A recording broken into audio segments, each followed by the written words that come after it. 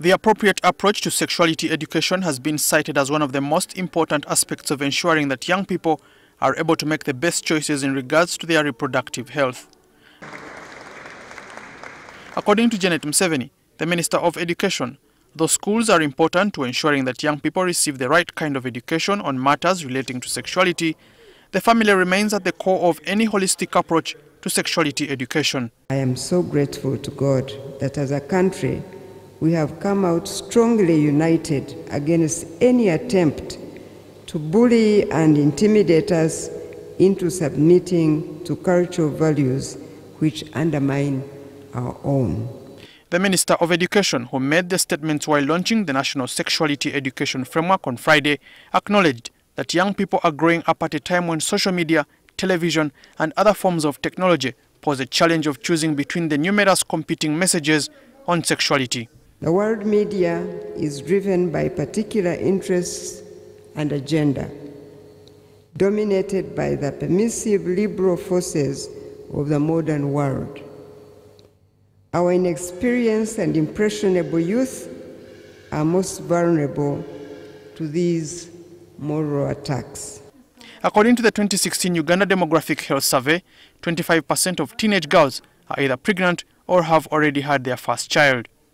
Participants who attended the launch of the framework largely blamed the media for exposing the young people to inappropriate sexual practices. You're giving him or her something else, and the media is coming in to give everything on a silver plate. For example, you'd find a 2-year-old giving dirty dances, and all they will tell you it is from the TVs and all the other things. Mothers teaching sex starts from when the child has started understanding your face.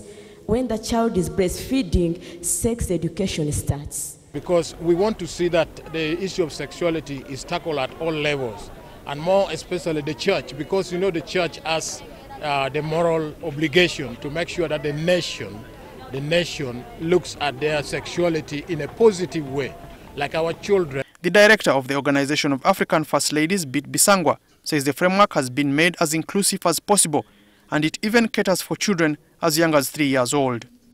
There's a vagina, there's a penis, but then you tell them you don't use those words when you're teaching these ones because you need to be decent, and so you tell them we don't use those words in public.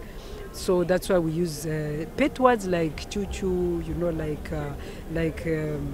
don't know, others call them pee-pee. The first framework, called the Comprehensive Sexuality Education Framework, was rejected because it was thought to encourage practices that some thought were incompatible with Ugandan values. People wanted the framework to have rights like sexual rights.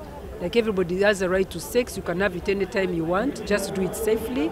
And Ugandans said, no, those are not our values. There's an African proverb that says it takes a village to raise a child. It's here that stakeholders have convened to launch the National Sexuality Education Framework to drive down early pregnancies, early marriages and sexual immorality. However, the worry is whether the public will welcome this framework. Andwanitwe, NTV.